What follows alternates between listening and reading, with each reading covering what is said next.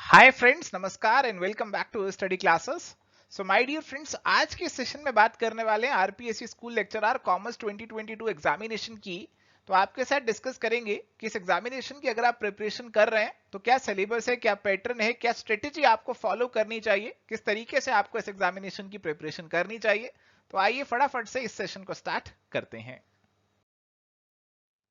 आगे बढ़ने से पहले let's briefly talk about this examination. तो माय डियर फ्रेंड्स, इस एग्जामिनेशन की जो एप्लीकेशन सबमिशन की लास्ट डेट थी वो तो निकल ही चुकी है।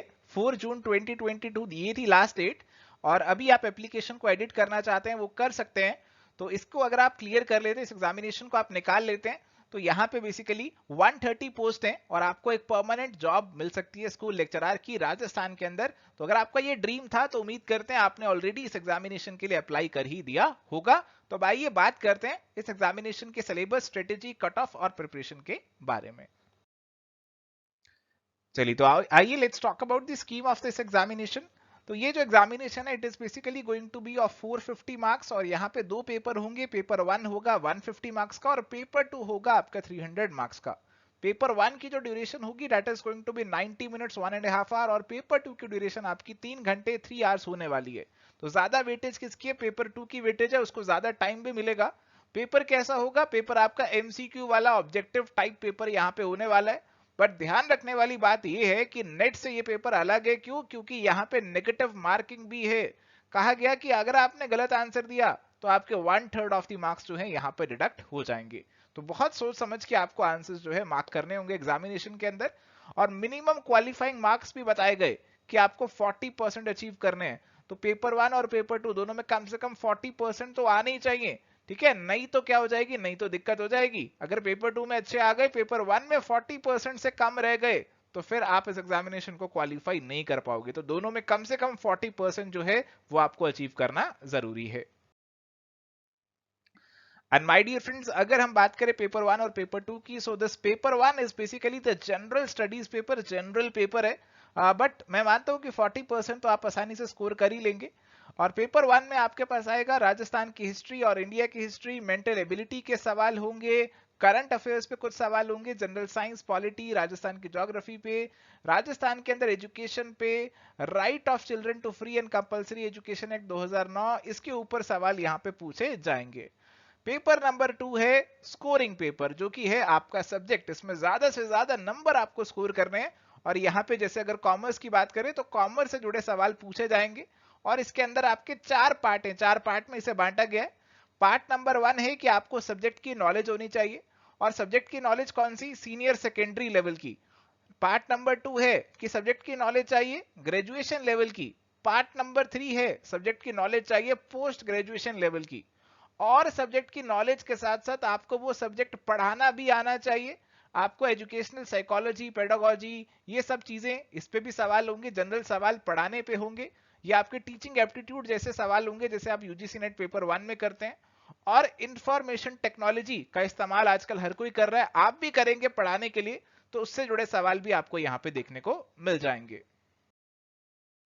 तो अगर मैं फटाफट से बात करूं हमारे रिस्पेक्टिव सिलेबस की, तो इस सिलेबस के अंदर पार्ट 1 जो सीनियर सेकेंडरी लेवल है उसके अंदर आपको बेसिक अकाउंटिंग की चीजें पढ़नी है। एक तो प्रिंसिपल्स ऑफ बुक कीपिंग, आपकी subsidiary, final books, adjustment entries, trial balance, depreciation, partnership and company accounts, computerised accounting, आपकी बिजनेस स्टडीज से जुड़े हुए जो बेसिक बातें हैं, प्रिंसिपल्स ऑफ मैनेजमेंट है, कैपिटल मार्केट के बारे में, मार्केटिंग का कुछ बेसिक पढ़ना है, स्टेटिस्टिक्स के बारे में आपको टेंडेंसी, डिस्पर्शन, इंडेक्स नंबर पढ़ना है, रूरल डेवलपमेंट, एम्प्लॉयमेंट और economic reforms, LPG, liberalisation, privatisation, globalisation, ये सारी चीजें आपको पढ़नी है। तो ये बेसिकली आपकी चीजें 11th-12th वाली चीजें हैं जो कि आपको यहाँ पे कवर अप करनी है। इसके बाद आता है ग्रेजुएशन लेवल। ग्रेजुएशन लेवल पे क्या क्या चीजें पढ़नी है जी? फाइनेंशियल स्टेटमेंट्स और उनकी एनालिसिस के बारे में, कैश फ्लो स्टेटमेंट ये पढ़ना है, कॉस्ट अकाउंटिंग, कॉस्ट के एलिमेंट, ऑडिटिंग के बारे में, इंडियन कॉन्ट्रैक्ट एक्ट के बारे में पढ़ना है, बट सेक्शन 1 से 75 तक ही पढ़ना है, ज्यादा नहीं पढ़ना। कंज्यूमर प्रोटेक्शन एक्ट 2019 आपको पढ़ना है। तो बहुत अच्छी चीज लगी कि इन्होंने एक्ट के साथ ईयर भी मेंशन किया कि आपको 2019 वाला पढ़ना है। 2019 वाले पे सवाल आएंगे तो आपको इसे अच्छे से पढ़ के जाना है। फंक्शंस ऑफ द मैनेजमेंट ये आपको पढ़ने, ह्यूमन रिसोर्स मैनेजमेंट के बारे में, एंटरप्रेन्योरशिप के बारे में बेसिक चीजें, आपका जो इकोनॉमिक एंड बिजनेस एनवायरनमेंट है वो पढ़ना है, इंडियन इकोनॉमिक के बेसिक फीचर्स पढ़ने हैं, नई इकोनॉमिक पॉलिसी और उनके इफेक्ट, इंडिया का फॉरेन ट्रेड, हमारी जो नेशनल इनकम है उससे जुड़े हुए कंसेप्ट, आपको ये सारी चीजें कवर अप करनी है इस पार्ट 2 में। अगला है पार्ट 3 आपका पोस्ट ग्रेजुएशन लेवल का, एमकॉम लेवल के सवाल, एमकॉम लेवल के topic, management accounting, working capital management, capital budgeting, probability, consumer behaviour जो आपका मार्केटिंग से जुड़ा है, marketing research, advertising, recent trends in management, demand forecasting, public finance, इससे जुड़े हुए कुछ टॉपिक हैं, central budget, deficit finance and fiscal management, problem of Indian banking, central and commercial banking system in India, banking sector reform, तो आपको हमारी banking के बारे में जानना है, बेसिकली एनपीए क्या होते हैं, ये सारी चीजें, बेसल नॉर्म्स, हमारे जो बैंकिंग सेक्टर के नरसिम्हम कमेटी के रिफॉर्म्स हुए, ये सारी चीजें, फिस्कल पॉलिसी और मॉनेटरी पॉलिसी क्या होती हैं और दोनों कैसे एक दूसरे से अलग होती हैं, ये सारी चीजें भी आपको यहां पे पढ़नी होंगी। और इसके बाद हमारे पास है पार्ट 4, जिसके अंदर आपको एजुकेशनल साइकोलॉजी से जुड़े बेसिक चीजें आपको पता होनी चाहिए कि आपको बच्चों को पढ़ाना कैसे है, कैसे टीचर को बिहेव करना चाहिए क्लासरूम में, ये सारी चीजों के ऊपर सवाल आपको दिखेंगे। और इसके अलावा आपको आईसीटी से जुड़े बेसिक सवाल भी आपको एग्जामिनेशन में देखने को मिलेंगे।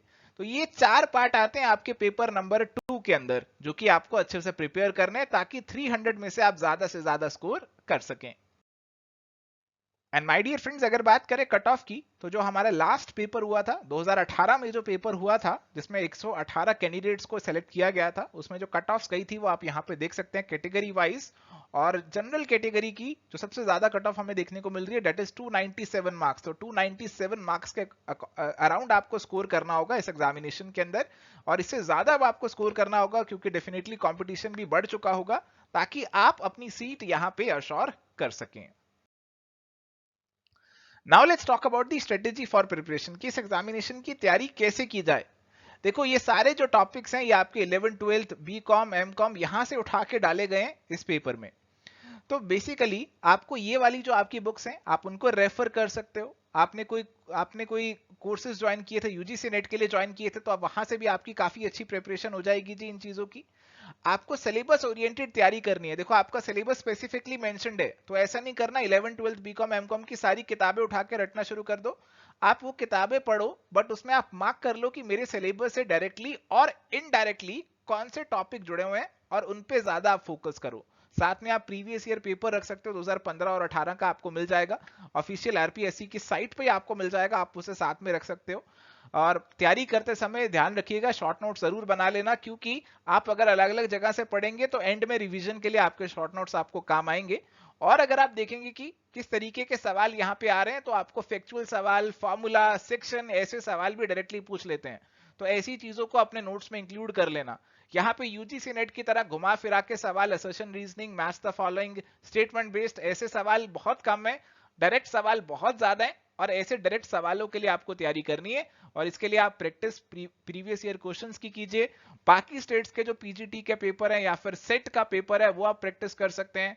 स्ट्रेट फॉरवर्ड एमसीक्यू ज्यादा एक्सपेक्ट करके चलिए। जो आपके फैक्ट्स हैं वो यहाँ पे पूछे जा सकते हैं, कौन सी स्टेटमेंट किसने बोली है, हेनरी फ्योल ने मैनेजमेंट को कैसे डिफाइन किया, एफडब्ल्यू टेलर ने कैसे किया, तो ये सारी चीजें डायरेक्टली आपसे पूछ सकते हैं इस पेपर में। तो ऐसे फैक्ट्स के ऊपर आप ज्यादा एम्फेसाइज कीजिए इस प्रिपरेशन के अंदर।